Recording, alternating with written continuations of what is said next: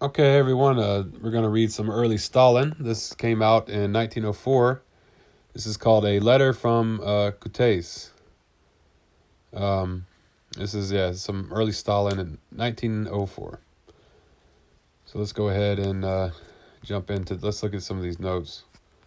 See, two letters from Kutais were found among the correspondence of Lenin and Krupskaya with the Bolshevik organization in Russia. He wrote these letters while he was in Kutais in September, October 1904.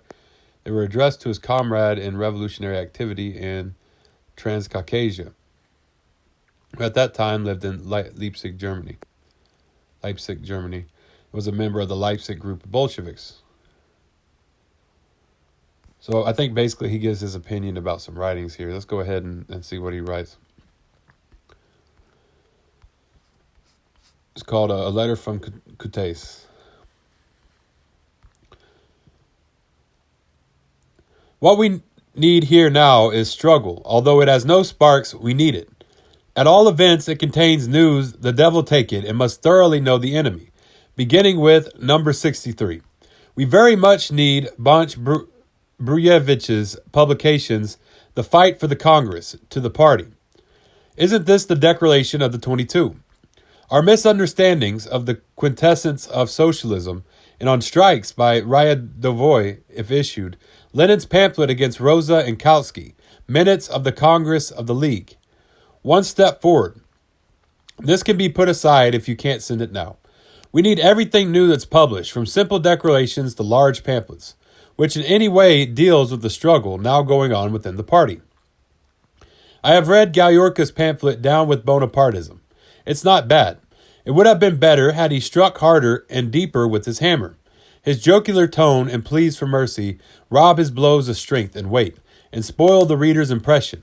These defects are all the more glaring for the reason that the author evidently understands our position well and explains and elaborates certain questions excellently. A man who takes up our position must speak with a firm and determined voice. In this respect, Lenin is a real mountain eagle.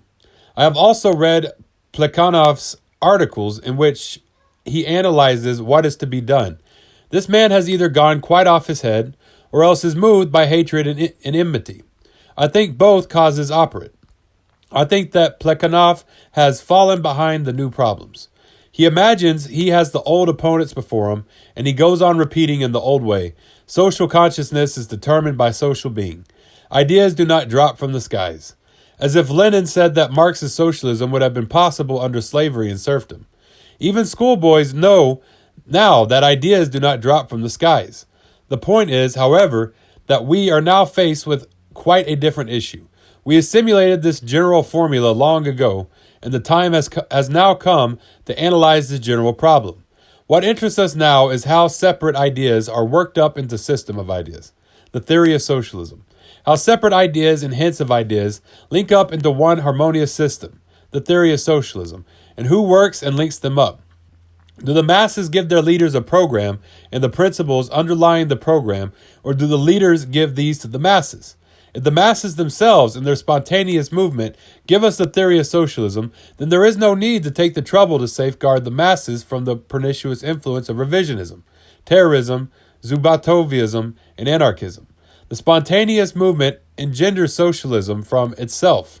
If the spontaneous movement does not engender the theory of socialism from itself, don't forget that Lenin is discussing the theory of socialism, then the latter is engendered outside of the spontaneous movement, from the observations and study of the spontaneous movement by men who are equipped with the up-to-date knowledge. Hence, the theory of socialism is worked out quite independently of the growth of the spontaneous movement. In spite of that movement, in fact, and is then introduced into that movement from outside, correcting it in conformity with its content, i.e. in conformity with the objective requirements of the proletarian class struggle.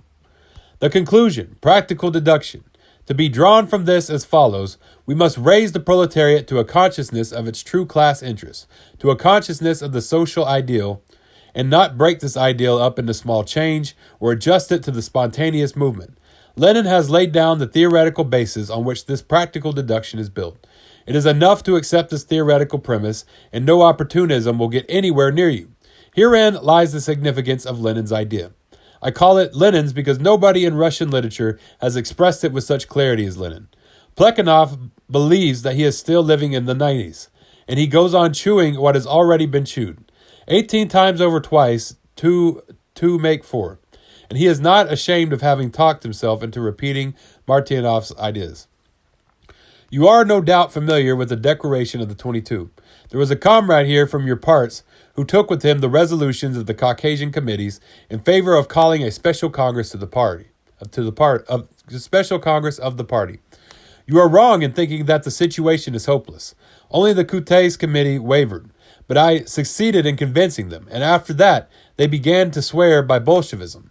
It was not difficult to convince them. The two-faced policy of the Central Committee became obvious thanks to the declaration, and after fresh news was received, there could be no further doubt about it.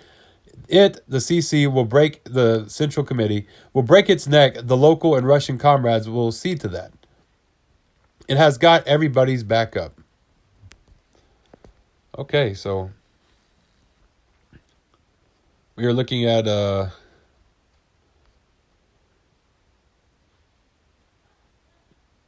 so it looks like he's talking about the Kutais committee. He talks about how the Central Committee is losing people, basically, that they're two-faced. I've noticed that when I read Stalin, it's good to still read because, it's an important perspective, seeing Stalin's perspective. But he's not like how Lenin writes, where Lenin writes very, like early Lenin, you can almost tell he kind of wants to be Marx, like not be Marx, but he's very inspired by Marx. And he will write out these graphs. When I read Imperialism, there'll be those graphs that Marx always had where it's like, C equals capital and like V equals value and 900 parentheses V plus that sort of thing is that's like what Lenin would write out. Stalin, he kind of says things directly, and it's interesting hearing him say that he says it's not bad, but he wishes that Gayorka wrote down with Bonapartism with with that he struck harder and deeper with his hammer. It's kind of how like Stalin is more like kind of straight up. He's kind of more like, this is what I think, like this. He doesn't go too much in the depth. He doesn't seem as much as an intellectual in his writing. He doesn't seem too much of of an intellectual, but it's still, that's what a lot of people will say about Stalin. He's kind of got a different style of writing, I guess, than the other revolutionaries that we read. Okay, well, yeah, that's this. That's a letter from Kutais. This came out in 1904, written by Josef Stalin. So thank y'all. As you know, Facebook is Marxist Saw, Twitter Marxist Saw, TikTok Marxist Saw, YouTube Marxist Saw. Come follow me there. Hit me up, message me, any ideas, anything you want to say, let me know. And yeah, we're going to keep reading. We're going to keep learning. And yeah, for sure. All right. Well, y'all have a great day. Dodada goi. Wadao.